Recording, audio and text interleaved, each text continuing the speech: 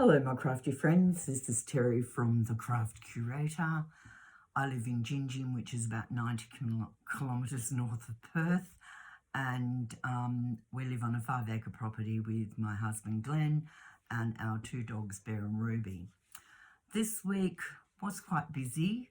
I did do some crafts, but before I get into that, we had a storm front that was going to come through after Cyclone Narelle, which has been in our north for a couple of days now, and we were a little worried about, the winds. So we had to pack up a lot of our furniture outside and in our entertainment area and make sure that was secure. So we did that. It was a bit of a job because we have a lot of outdoor furniture and a lot of areas around the house on the veranda where I like to sit. Well, got a huge veranda around the house that's 3 metres wide, and I like to sit where it's the nicest position at whatever time of the day. So that's very great. That's good. I can do that. Okay, so this week I had started another crochet square using that box that I like. Won't mention the name of where it came from, but I think if you've watched previous videos, you probably know. So I used the Marvel, which is from Spotlight, which is a fairly coarse yarn. It's supposed to be an 8-ply, but I don't really think it is.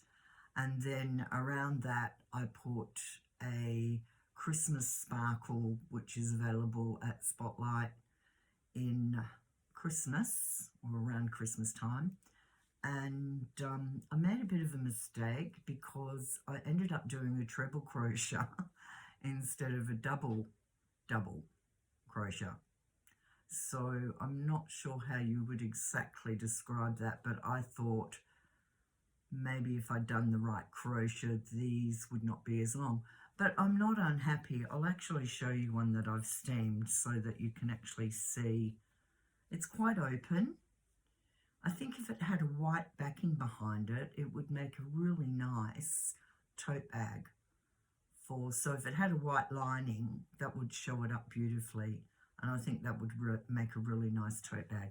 So I will keep doing those at my leisure, of course, because, I do lots of different crafts at different times, and basically this video is about telling you what I've been up to and what sort of crafts I've done during the week. And you never know, you might think, oh, that looks quite nice, that craft, I wouldn't mind having a go at it. And as we all know, if you're a follower of any channel on YouTube, there are so many creators that do tutorials on so many different things that me teaching you something is not something you need to know. This is basically a vlog about what crafts I do in the week and how I spend my week. So it's more a, well, would you really call it a vlog? I don't know. If you can think of what it's really called and how you would explain this type of video, put it in the comments below. Also, if you're new to this channel, welcome. It would be great if you subscribed. And if you are a watcher from the past, then welcome back. I appreciate all the people that watch my videos. And if you give me likes, that would be great too. I really appreciate it. I'm basically doing this vlog to keep me on track, because as I get older, I need to keep my brain, working and functioning. And I thought this could be, I think I may have mentioned it before, but for new users, this could be a way of keeping my brain on track and keeping my crafts on track to a degree too. So obviously I like to finish some things so that I can bring them back and show you what I finished in the week following this particular video. Okay, so that was just a little explanation I'll show you. I did finish off some. I may have shown you them last week. I'm not really sure, but I did finish them off and put them together. So this is basically another pattern, and I'll hold it that way so that you can see it a little bit better. And I just really loved using the yellow center, the coral, and the green. Now the green actually isn't a spotlight yarn. The coral and the yellow is. That's also, I just said it a minute ago, but I've forgotten. But this yellow, I think I bought from like a $2 shop, or not that it was $2, but I think you get my drift. And once again, I've used my Christmas Sparkle White, which was from Spotlight, around the edge and sewn them together. And I will be putting that into a purse with a white lining, so I think that'll look quite effective. So that's that. Now I have done crochet squares in the past, and I did quite a few of them. They're all different sizes and shapes, but this is another one that I've put together, which is a slightly different pattern, and this is also out of that box, which we don't particularly mention that much anymore. And I will be turning that into another purse. So I was quite happy with that one. And then I have, do I have some more in here? No, I can't find them. So sorry for being off screen, but that's okay.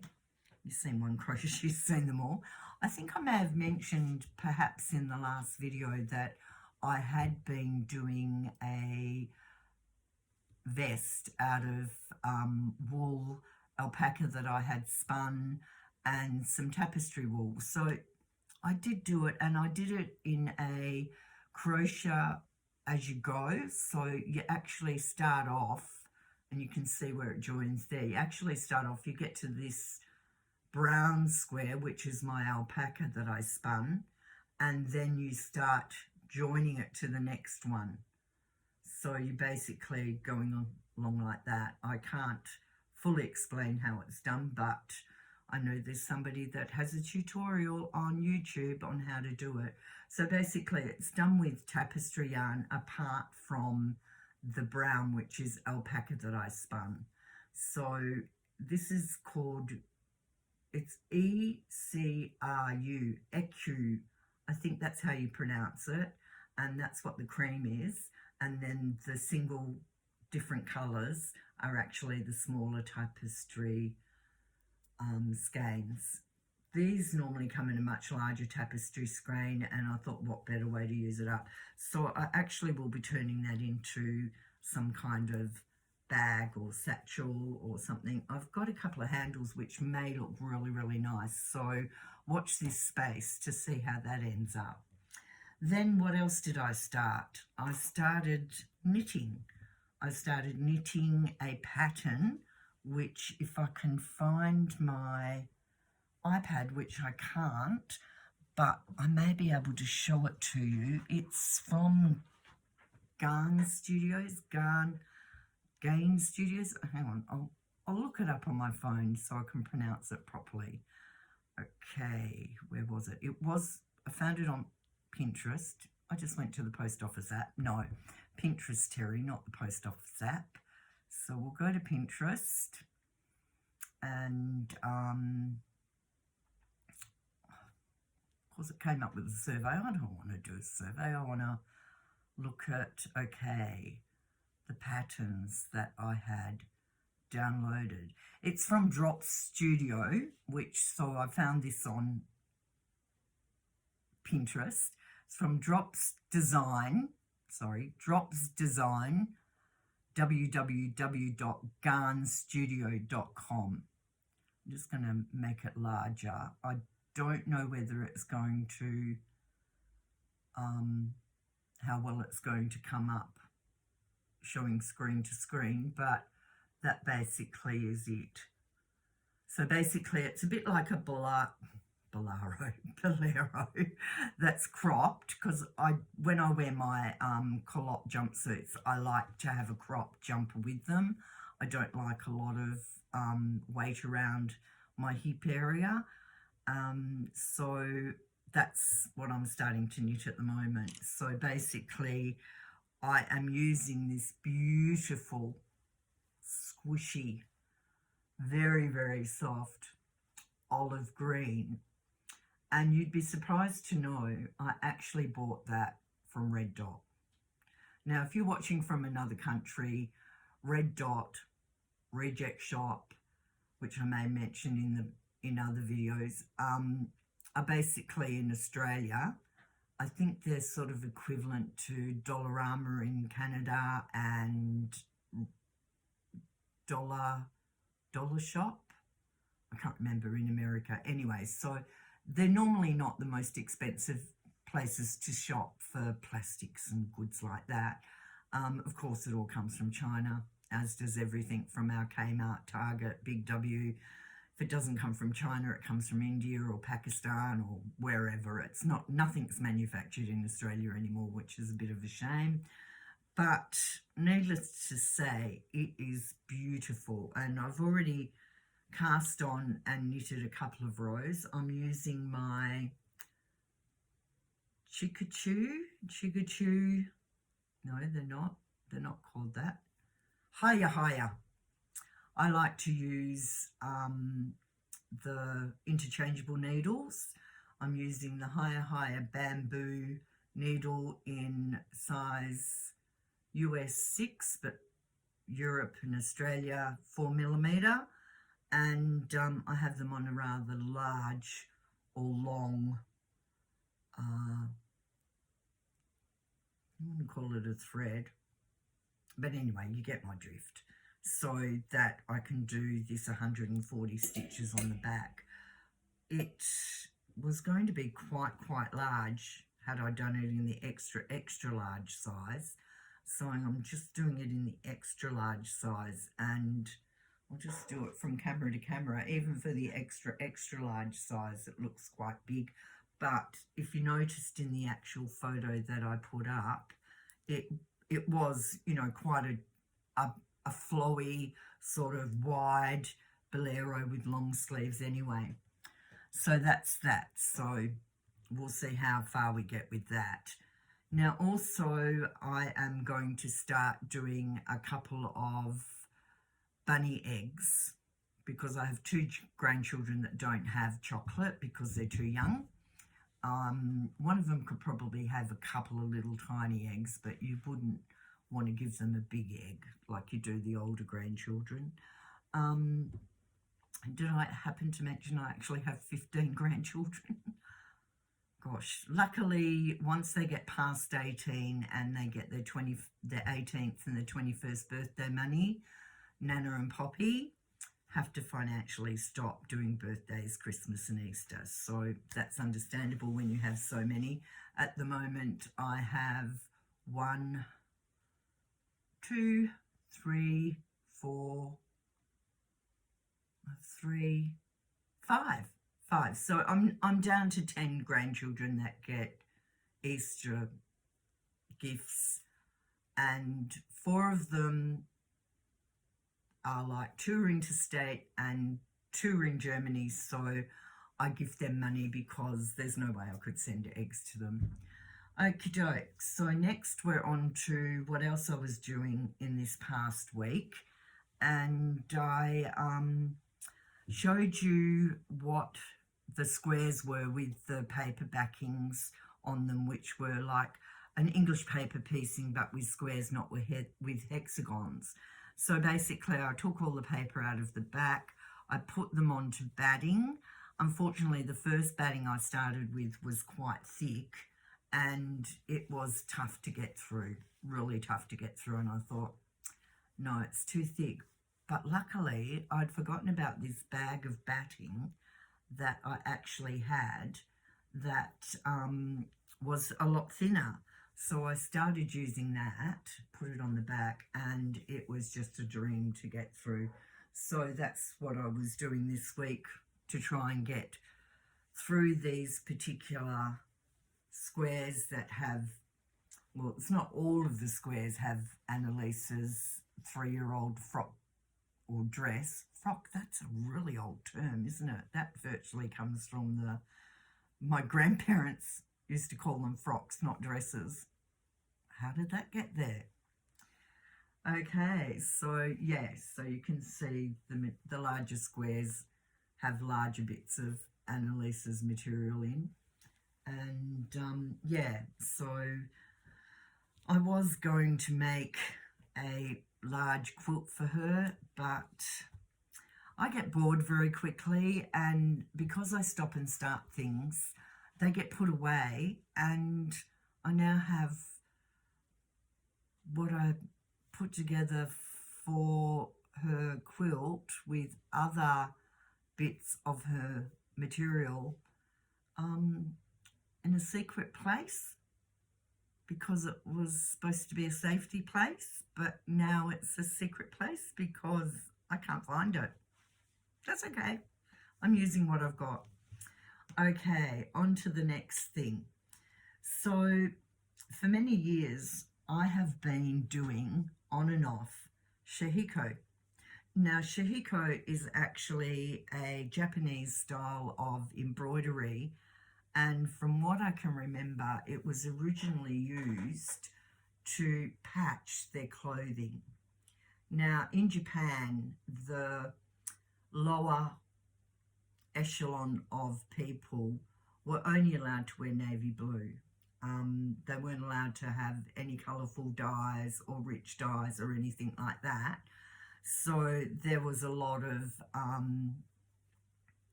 I'll get it in a minute. A lot of fixing of their clothes. Mending is the word I was looking for. So yeah, but then later on, as the centuries went by, it became a style of basically to make things more attractive. So there was a lot more patterns come out that you could do the Sashiko in. And that's when I picked up in about 2018 while I was travelling around Australia with Glenn. And I think I bought it from a craft shop in a small town in Brisbane, well, near Brisbane. It was like a country town. So for some people, they might think Brisbane, like Perth, is a country town compared to Melbourne and Sydney. But, you know, I don't mind if it stays that way. I enjoy visiting, you know, areas that have different things in and are not monopolised by larger companies, because you find lots of different crafts to start. So basically, I did that one while I was travelling, and when I got home, I decided that I would do more. And because I only had homespun and materials like my fat quarters and that had patterns on them, I found an old white sheet that was still in reasonably good condition, and I started doing these designs. Now, these designs are actually found on the internet, and then I, you know, sort of copied them and put them, I think I was using a pen. That's right. I was using one of those heat pens or air erasable pens. I think I also might have used a water erasable pen. But now when I do Sashiko, I actually use a Friction pen. That's actually anything I do that's going to be on any material or I need a pattern for to either embroider or do the Sashiko. If it's on white material, I will use a coloured Friction pen, because that actually does go away when you put an iron on it. So it's a heat disappearing pen. Quite like these. Was going to make a lap quilt, but got a bit bored with that and thought, no, I've got to put too much sashing in, and you know, I thought, no, I think I might turn them into, like, I've got a few more in there that are the same patterns. I might turn them into another tote bag. So we'll see what happens with that. So that's basically what I was doing on the large pieces. And then, of course, I discovered on my favourite wholesaler site that they also did designs in Sashiko. And so I decided to make some coasters with the blue material that was supposed to be the back of a cushion, because that first original one I showed you was actually designed to become a cushion because it had the blue on the back, right? So you basically just fold that over, sew it together and stuff it, and it was supposed to become a cushion, which I will do that. Which millennium I'll do it in, I can't tell you. But anyway, I sat there doing this Sashiko, really loving the process with these patterns that I had bought. And they're actually patterns that are like stencils. So I was able to use a white pencil to get the patterns onto the blue.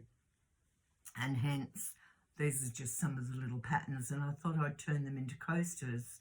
And because I like slow stitching, I'm going to, you know, put the backing on, but make enough so that it can come over to the front. And I might do it in red, actually, just as a bit of a difference. And I may have some red fat quarters in a pattern that will just bring it out a bit more, and they'd make really nice coasters. So that's that pattern. There's another pattern. Put these down here so I know what patterns I've shown you. This is probably one of the more simpler patterns. I've shown you that pattern. There's another simpler pattern. And then I actually did some with red thread because I have bought some Sashiko cottons as well, and I quite like the red thread on the blue. That looks really, really good. Here's a couple more with the red thread on the blue. So I think they'll make quite nice coasters. Well, it's less than a week till Easter, and I'm like, what the heck? Where did that go? And as I said, I have to crochet these things for 2 of my grandchildren within the next Sunday, Monday, Tuesday, Wednesday, Thursday.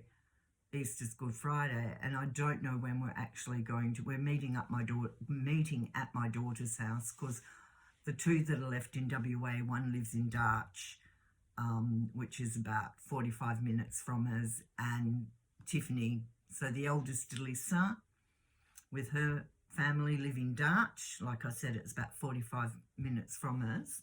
And then Tiffany, who's my number 4, she lives in Kwinana, which is really can be from us personally about nearly 2 hours now. So it's a distance, and they've got a young toddler, so you know, you don't want to be dragging him all over the countryside. The older boys are quite happy. They watch their screens while they're driving, which is fine, you know. It stops them from fighting in the back of the car. I mean, what a shame we didn't have screens when all my 6 were fighting in the back of the car. But luckily, most of the time we had a van, so we could separate 3 from 3 anyway. But that's okay. That's life, you know. As the world turns and time moves forward, things change, and there's always going to be things changing in the world all the time. So, okay, well, that's about all I've got to show you today. This is probably one of my shorter videos. Normally I waffle on about anything and everything, but to be quite honest, this is the 3rd video I've made. The first one, I was so tiny on the screen with all that blurring around it, and I really, really hope this one hasn't turned out, you know, with blurring around it, was way too small.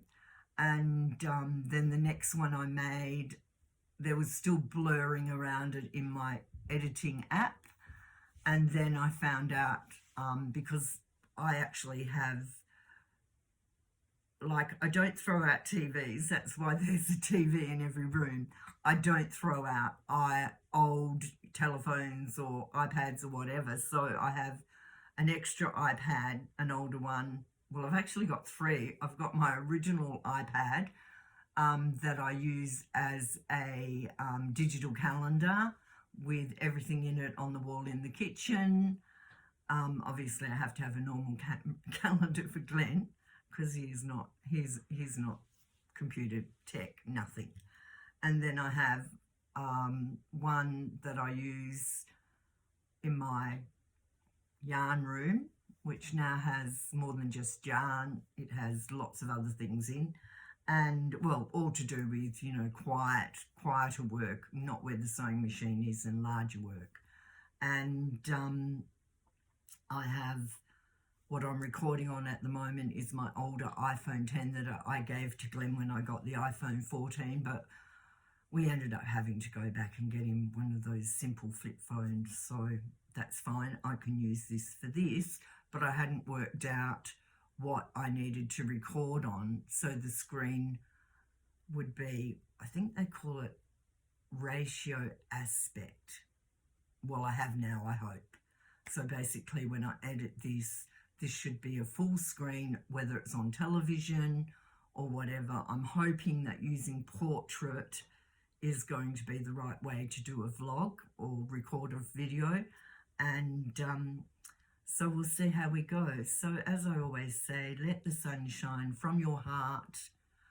Stay happy, stay healthy and safe, and wherever you are in the world, I hope it's a great day for you, and I hope the rest of the week's a great week too. Thank you for watching. I'll catch you next week. Bye for now.